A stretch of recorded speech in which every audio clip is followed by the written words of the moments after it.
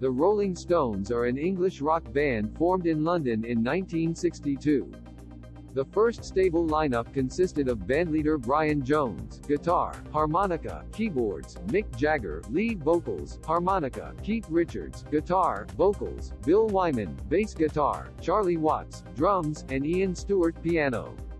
Stewart was removed from the official lineup in 1963 but continued to work with the band as a contracted musician until his death in 1985. The band's primary songwriters, Jagger Richards, assumed leadership after Andrew Loog Oldham became the group's manager. Jones left the band less than a month before his death in 1969, having already been replaced by Mick Taylor. Taylor left in 1974 and was replaced in 1975 by Ronnie Wood, who has since remained. Since Wyman's departure in 1993, Darryl Jones has served as touring bassist. The Stones have not had an official keyboardist since 1963, but have employed several musicians in that role, including Jack Nitzsche (1965–1971), Nicky Hopkins (1967–1982), Billy Preston (1971–1981), Ian Mulligan (1978–1981), and Chuck Leavell from 1982 to present.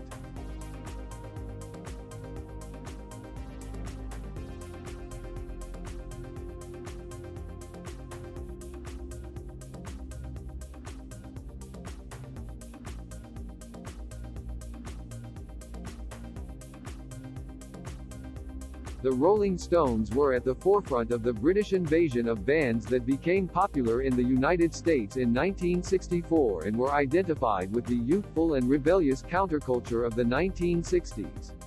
Rooted in blues and early rock and roll, the band started out playing covers but found more success with their own material. Songs such as I Can't Get No Satisfaction and Paint It Black became international hits, and Aftermath 1966, their first entirely original album, has been considered the most important of the band's formative records.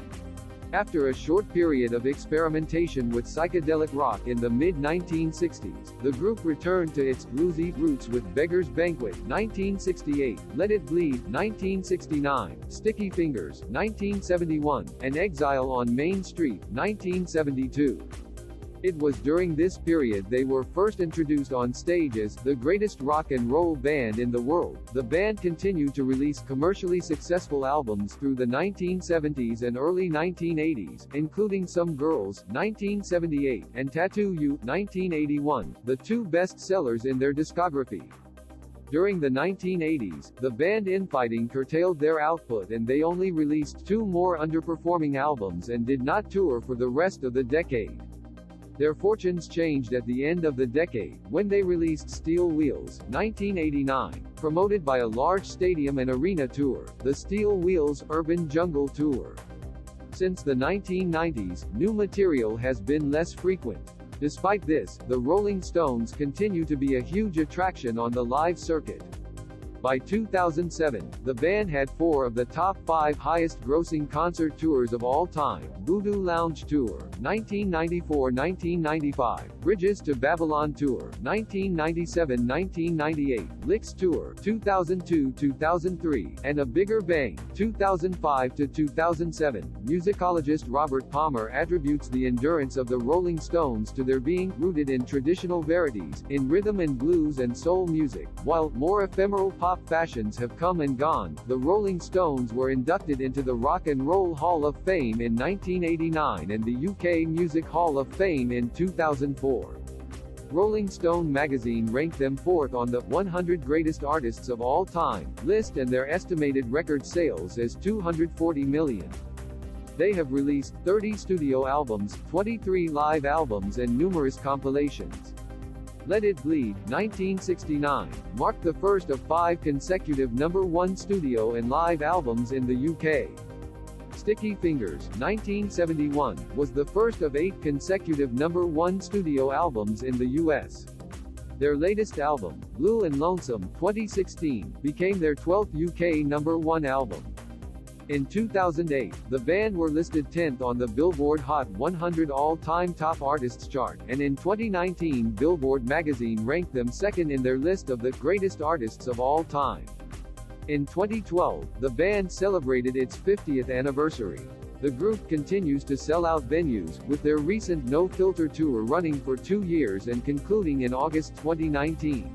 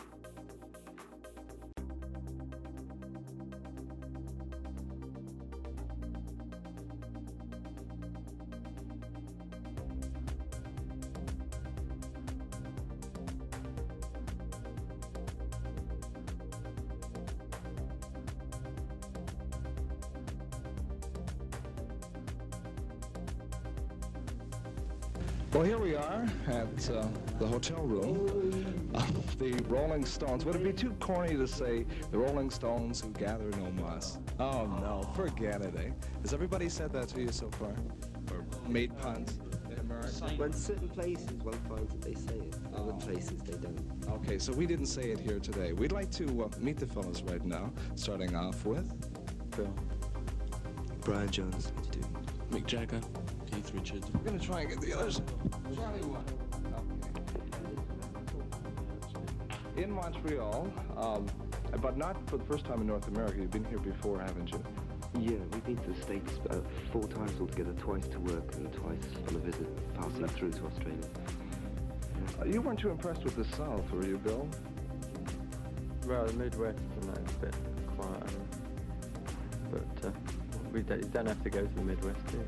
No, I guess not. What are some of the towns that impressed you the most through the States, Brian? New York and Los Angeles are about the only ones that impressed, actually. And they did impress us very much. We like them. I think Chicago's all right. And there's a little place in Texas called San Antonio, which we had a good time in. But, I like the States, but with reservation. What reservation? Well, I don't like some of the American attitudes. Are they... I don't want to go into it. No? Okay, we won't offend any American audiences. In Canada, have you worked before, Mick? We never worked here before. We tried to get in once, I think. We kept another passport. We could have got out of America into Canada. We couldn't have got back into America again. Keith lost his That's when we were in Detroit. Oh, I see. There's a lot of red tape involved. I suppose, did you want to go to Windsor? Or? Yeah, That's right. That's right. And they wouldn't let you across. No, because when they left us passport, they said it was very doubtful they let us back in here. And since we had to play in Detroit that night, there wasn't much point in going. That's a really friendly attitude, eh? I've landed in Winnipeg. Yeah. On the way back from Los Angeles last time. I was going back home from Los Angeles to London, left Los Angeles, it was about 85 degrees. Landed about 2 hours later in Winnipeg, and it was -1. Oh boy, that's quite a change. Do you get a chance to get out to see some of the towns that you go to? Yeah, we do sort of, we go out and about. Oh. Go shopping or go to a club in the evening, you know. We like to get about a bit. You know, you can become so trapped in hotels, you feel like you're in prison, you know, so it's nice to get out. How long will this North American tour be lasting? About 4 weeks, I think. And then we go back. I don't know what we do when we get back, exactly.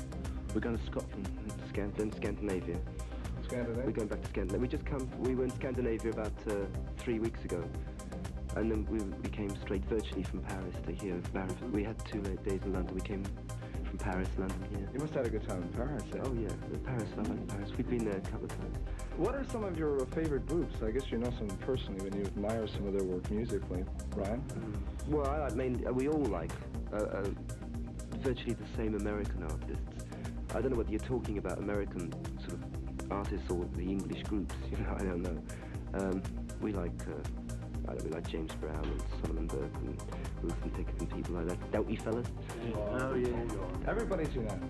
Has there been any reaction to the American groups going over the Tamla Motown review with the Supremes and Marvin Gaye and people like this? Any reaction to anything? Marvin Gaye didn't go. And unfortunately, there was no reaction. The whole tour bombed terribly.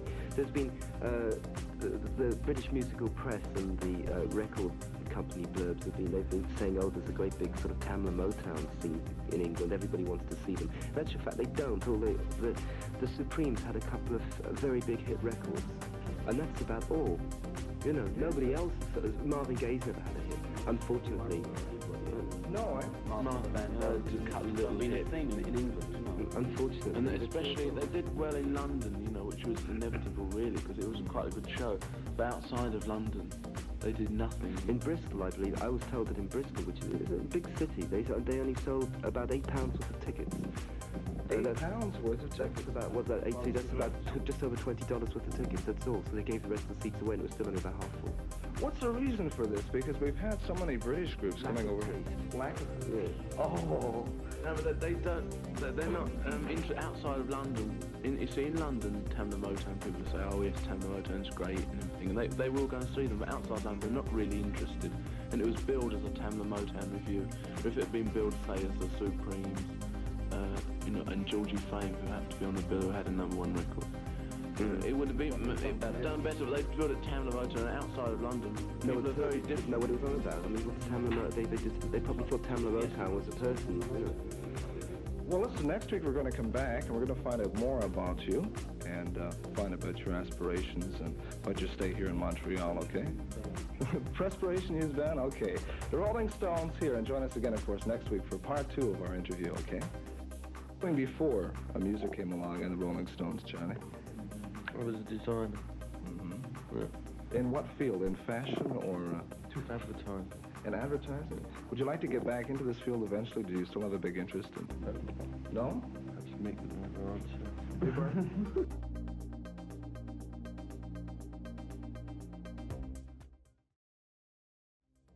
The Rolling Stones have assimilated various musical genres into their own collective sound.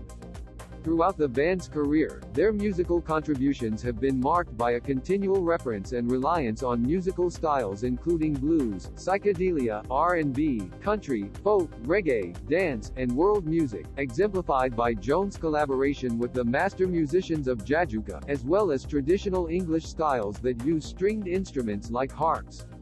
Brian Jones experimented with the use of non-traditional instruments such as the sitar and slide guitar in their early days. The group started out covering early rock and roll and blues songs, and have never stopped playing live or recording cover songs. Jagger and Richards had a shared admiration of Jimmy Reed, Muddy Waters, and Howlin' Wolf. Little Walter influenced Brian Jones. Richards recalls, he was more into T-Bone Walker and jazz blues stuff. We'd turn him onto Chuck Berry and say, look, it's all the same shit, man, and you can do it. Charlie Watts, a traditional jazz drummer, was also introduced to the blues through his association with the pair. Keith and Brian turned me on to Jimmy Reed and people like that. I learned that Earl Phillips was playing on those records like a jazz drummer, playing swing, with a straight 4. Jagger, recalling when he first heard the likes of Chuck Berry, Bo Diddley, Muddy Waters, Fats Domino, and other major American R&B artists, said it seemed the most real thing he had heard up to that point.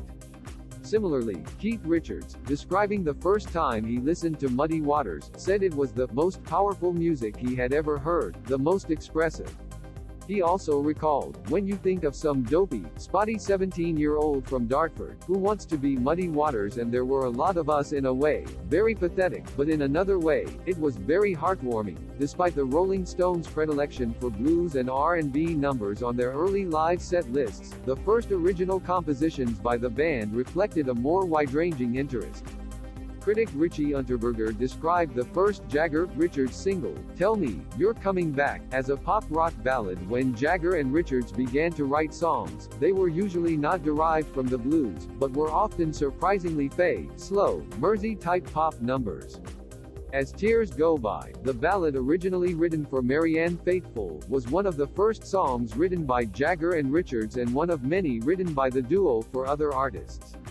Jagger said of the song, "It's a relatively mature song considering the rest of the output at the time.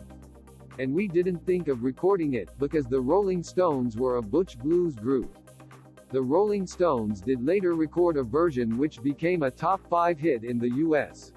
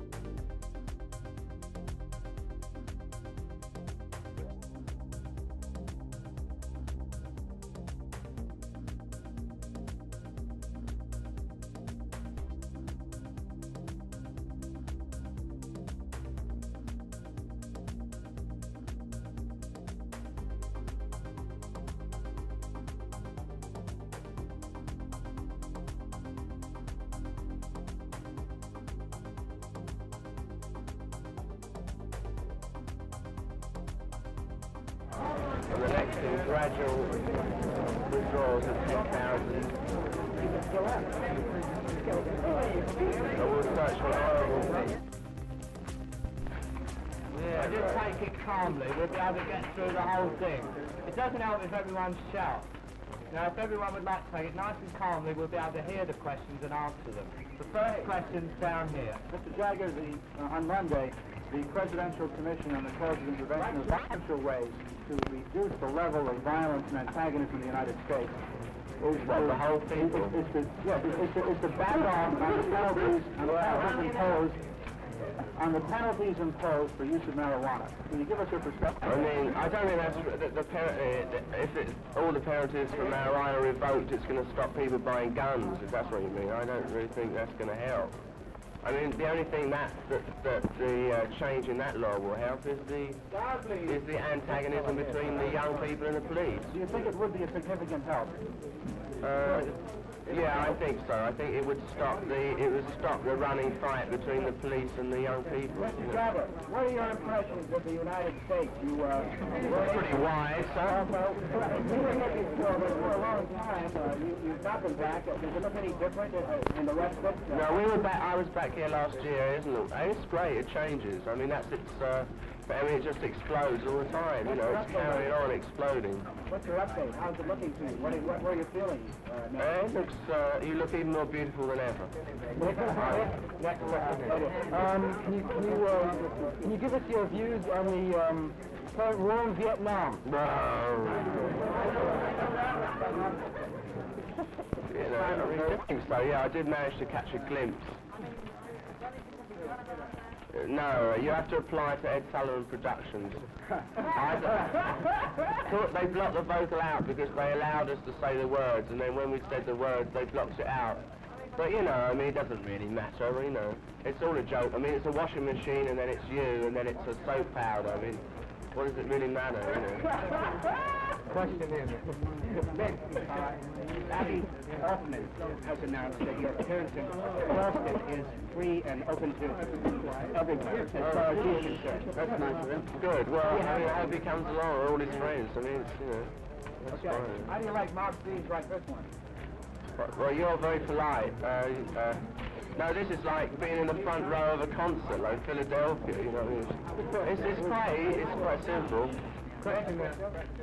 What is your political philosophy concerning revolutionary movements all around the world? How many words are we allowed today? What was your say? You were one of them. Well, come on, mate. You can't ask a question like that at a thing like this. I mean, it's just impossible. But I mean, we're right behind you, you know what I mean? If that's what you want, you know what I mean? Right on. One of your most famous songs was Satisfaction. I wonder about the group of you. Are you any more satisfied now?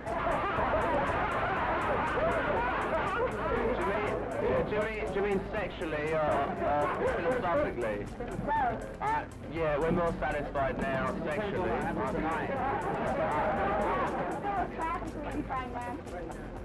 Financially dissatisfied,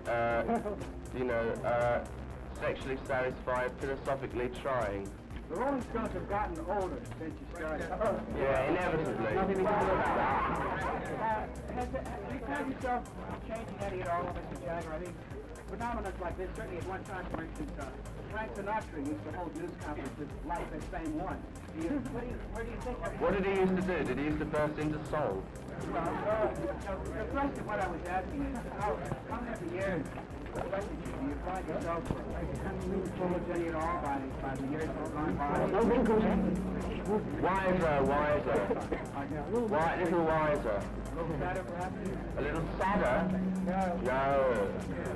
We have a question on the right. Mick Taylor. Wake up. How do you feel playing to somebody with so much love?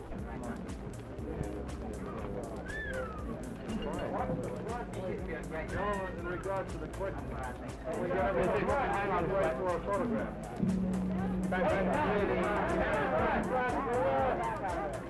There's a question here on the right, Mick. I read in one of the papers that you... Concert in San Francisco. When? On December 6th. And the location is not Golden Gate Park, unfortunately, but it's somewhere adjacent to it, which is a bit larger, which I won't know. Question here. What was your reaction to your concert in Hyde Park back in June? That was, it was great. I mean, it's very weird. Because we never played that many people before. It was... Nobody else has, no. What do you think about John Lennon's returning the medal, the Order of British? Yes, it's a long time. He should have done it as soon as he got it, I thought. Well, it was a good thing to do. I mean, it's a good thing to do. Bravo. Yes. Jolly good show. For holding out to the Order of the British Empire medal that they were awarded. Sorry, I didn't Do you think that Paula and George and Ringo are wrong? Well, they should wear it if they're going to. Yeah, I wish you were to wear it. They should, yeah. I mean, they're individuals. If John's very sort of into that, and the others just couldn't care less about. What do you think about his protest? Do you agree? Would you have done it yourself? Well, we never got it in the first place, man. It just doesn't occur to us about that. Can we take organised, but no. Someone over there has been trying to ask questions. In the context of Lennon's action and some of your material, how do you see yourself manifesting your kind of revolutionary commitment outside of the music? Outside of the music, the revolutionary concept. Like you were an Omega Rock in LA, in the States that means that you support rap music. Oh, I thought it stood for infinity. Or a watch. Infinity's even better. The question Well, it's in one, you can't, I can't. People are liking each other. Yeah, they can get together without any problems, and that's what they want to do. I mean, it's creating a sort of microcosmic society for that weekend, you know, which it sets an example to the rest of America as to how one can behave in large gatherings. There's a question here, film career. You know, fair to middling. Could I ask, please, that people... Nitty-gritty. Moving about section. Well, it's about 10 years older than me. The question there. Well, ask Bill Wyman. Where is he? Sorry, we didn't hear. I didn't know there was there one? I didn't. Oh, that. Oh, yeah, I remember. I don't know, man. It's time. We can't do everything. Who's next? It's also going to be a concert with Simon Majority. Hey, Bernie. When you all make up your minds who the side of majority is. Mick Taylor, for 2 years you played with the John Mayall group. How would you compare playing with that group to playing with the Rolling Stones? Which do you like better? And how would you classify the music the Rolling Stones play? doesn't really compare at all. Mick Jagger. The older people are going to have a reaction against it. Wow, again, wow. On your left.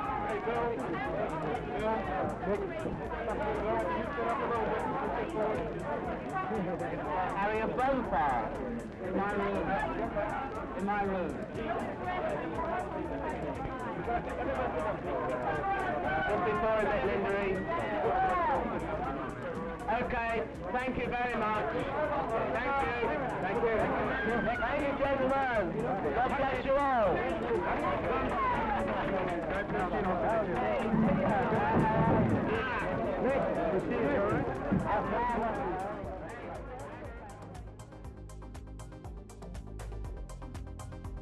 There they are. There they are. Okay, the Rolling Stones are pulling in track 24. I thought it was 42. It's track 24 at Grand Central Station in New York City. Slowly easing into their berth here. I'm not sure I'd know this if I didn't already know it by looking at this. But the train is going to deposit them on the platform. They'll be inundated by press, no doubt. Speak into the mic. And in moments, they'll be here. Can everybody see that up there?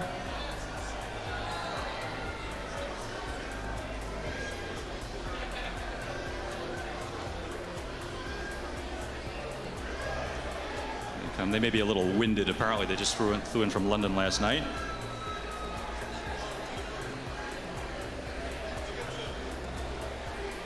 Okay, they're pulling in. They're going to be up here in moments, and they're going to be taking questions from the press.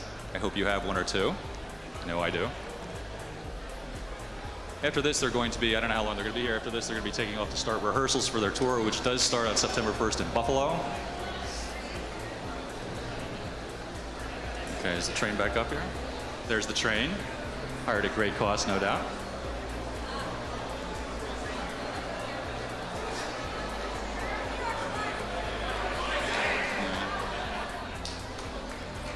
Some New York cops. Okay. Okay, this is all going very slowly. The Stones have done this for years, as you probably know. Big press conferences to announce tours and albums. Last time around, I believe they played on a flatbed truck here in New York. They won't be playing here today, but they will be with us soon, we hope. Do we see them? No, we don't see them yet. But there's the banner, Steel Wheels logo. The Steel Wheels referring apparently to scratch DJ turntables as opposed to, and here comes somebody. They're going in to get the Rolling Stones off. And here we have Charlie Watts, Mick Jagger, Keith Richards, Ronnie Wood, Bill Wyman, and their entourage. Posing for photos now. Just think in moments they'll be here with us. They look pretty good.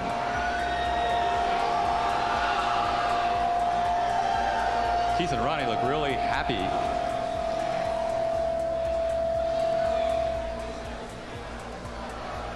All right, I guess a few photos, then they'll be in here with us.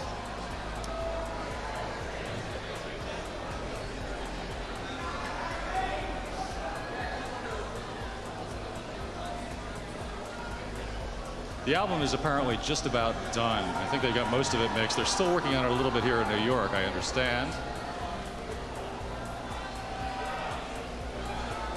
Here they come. Over here to our left somewhere, we'll see them straggling in.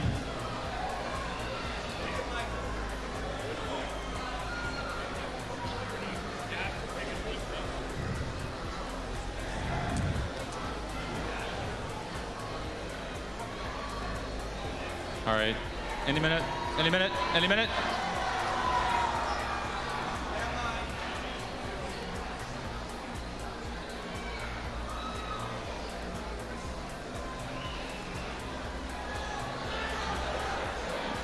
The door is open. I think we hear their little footsteps.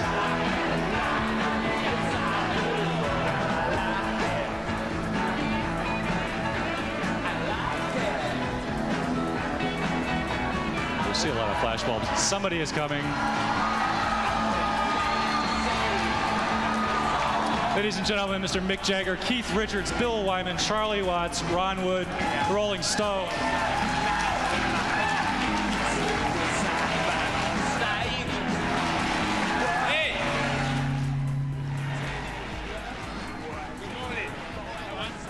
Good morning.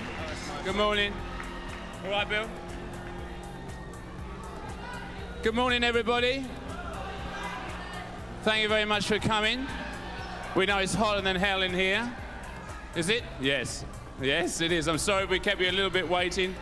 We won't be here forever, so we just do it very quickly. We're very pleased to announce that we're doing a big tour this year, which starts in September the 1st in Buffalo and goes on, and I think you've got all that in little bits of paper. Yes.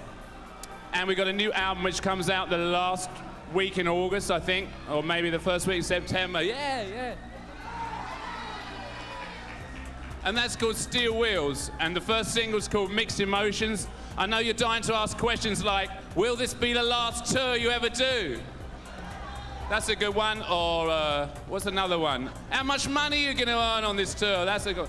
And other things like that. But I won't preempt you completely. But do fire away if you want to ask any questions. I think you should just do it. Next to mine. Very good, Bill. You like that? Yeah. Thanks. Mick, I'd like to ask one question. There have been a lot of rumors about who's opening up on this tour. Was it going to be Guns N' Roses? Was it going to be In Excess? But now it's going to be only Living Colour, or what's the deal with opening acts? It's the negotiations. Negotiations. Are there going to be other opening acts besides Living Colour? Yeah, a great group called the Negotiations. We're going to have Aerosmith and Boomtown Rats and Guns N' Roses and that sort of band, you know, that's got a certain something about it. Living Colour. No, there will be some other acts in some places, but I will be announcing those later. Are there any other questions out here?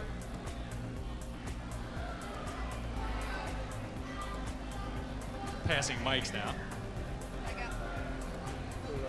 What is it? Boy Gary, 92.3 K-Rock from the Howard Stern Show. Mick, with all the hype and all the rumors that we've been hearing about the fighting between you and Keith, the stuff that was on the cover of Musician, how are you guys doing now? What's the truth? What's going on? Everybody's happy? The answer to that is we both gave up masochism. We don't have fights, we just have disagreements. So everybody's happy now? Sure. And hot. Well put. Anyone else? Yes, Mr. Jagger, Robin Carter from Fox Television. You had mentioned money yourself, and there has been quite a lot of talk about how much you would make on this tour. Some rock critics have charged that the only reason you're doing it is for the money. No, that's the Who. Who said that? Who said that? True? What about love and fame and fortune? Have you forgotten about these important things? We're doing it for the glory, darling, the glory. Mark? Mark? I got a question for Keith. Mark McEwen from CBS News. The question is, you said you always wanted to see what rock and roll was going to be like as you got older, into your late 40s, early 50s. Well, you're there. What are we going to see that's different on this tour that we haven't seen before? I could answer that better in December, I think. But at least I'm going to find out, right? A good bit of live music for a change. Okay, anyone else?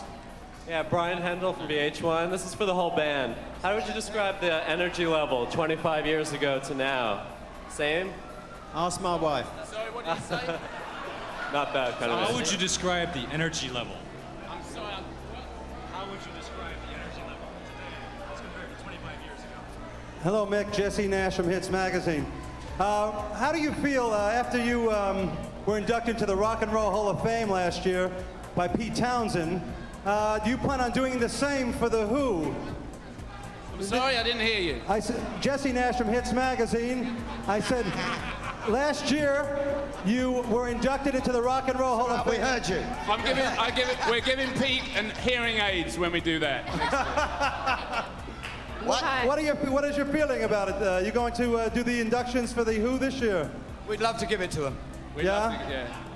No comments? I think we've done enough for the Rock and Roll Hall of Fame. Okay. Hi, Abby Kears from NBC The Source. Back in '81, and this is directed to Mick, they had an article in Life magazine about some of the training physically. You went through all this training.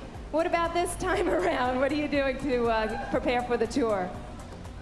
Well, I'm walking around Manhattan at the moment. I don't know, you should do a little bit, but I don't think I'll overdo it, you know. I think I've got to take it easy, so I don't think I'll overdo the training. Just a little slow walking and quick walk shopping, across the maybe. Himalayas.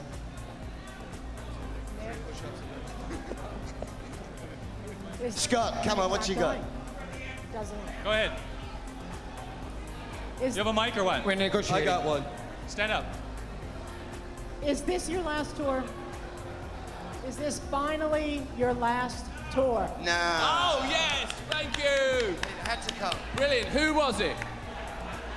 Thank you so much, that's a wonderful You question. tell us. First asked in 1966. No. Mick, is there any significance in you announcing the dates of this tour just before the anniversary of you starting the band in 1962, which occurs tomorrow when you did a gig at the Marquee Club? Is there any significance to that? Are you listening? Yes, I wish there was, very good but point. we didn't know that. You didn't know that? Wonderful historical. I lost my diary. This tour is not a historical tour as such, it's more of a 1989 tour.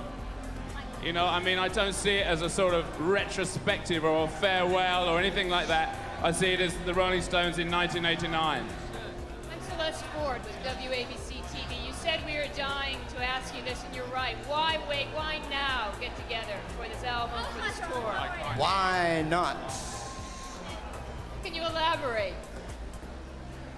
I can get very elaborate, but when you got the guys together, then you take it. You know, I mean, these guys. If I can find these four, same as me. If I can get them all together, I'll do it. Scott? Scott Muni, NEWFM. Hi, guys. Hi, Scott. Welcome. Hi, Scott. This is the first of the extended tours, as you've said, many more. Are you going to have supporting cast, people like Bobby Keys and that? Are you going to invite other people to go on tour with you? You're going to have a whole cast of characters? You want a towel? Yeah. Yeah, I hope so. Primitive cool. We're working on the guys, the rest of the guys that'll be with us, but there will be other guys with us, yeah, a few. We got Matt Clifford. All right, great. And Chuck Lavelle. Chris Shepard from CFNY in Toronto. Can you briefly describe the theme and the sound of the new album that we're going to expect? Steel Wheels. Let's hear the new stuff, boys. Oh, we got the news. You know how to work? This is what you call a sample. A free sample.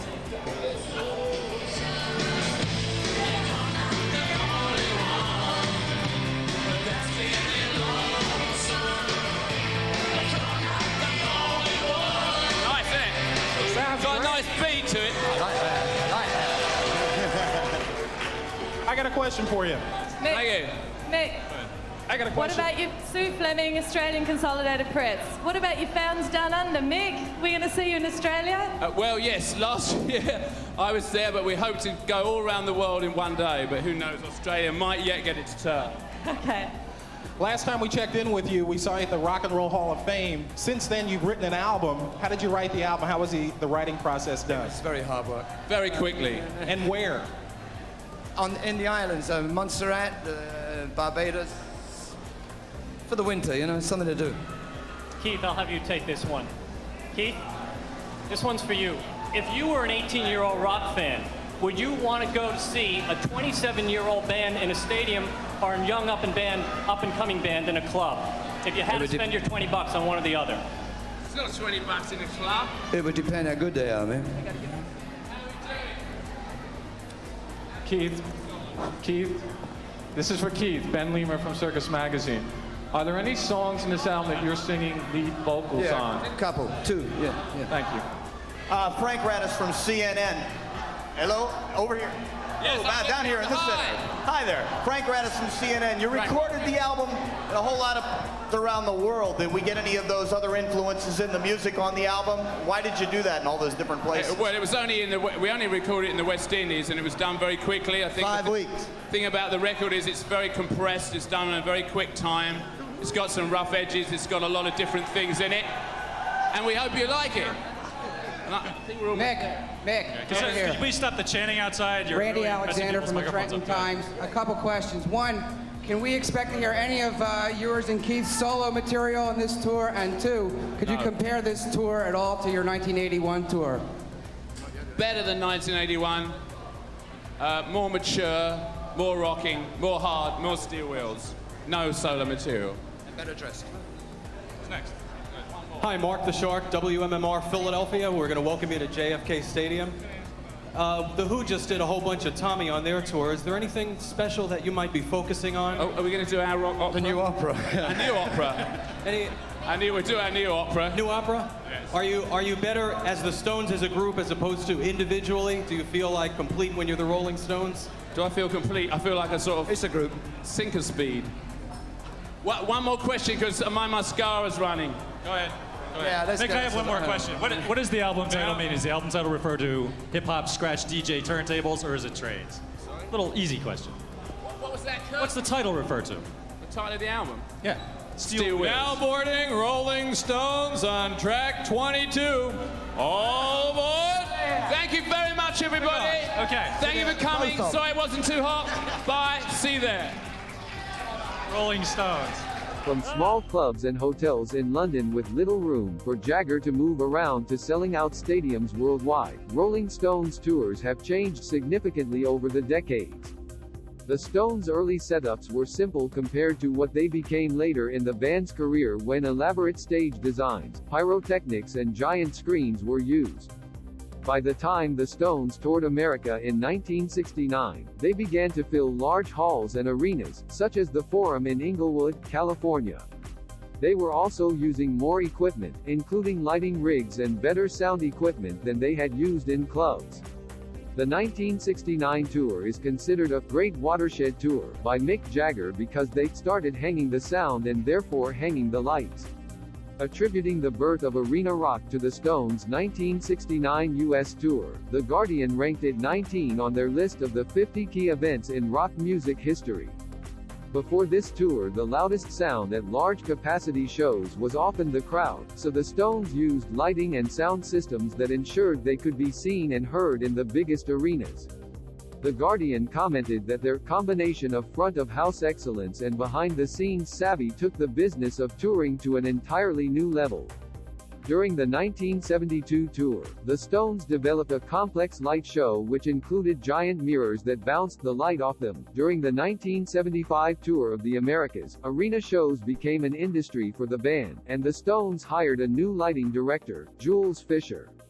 The props the band used on stage increased in both size and sophistication, similar to those on Broadway. They started to use multiple stages, from which they would select for a particular show. On this tour they had two versions of what Jagger referred to as the Lotus stage.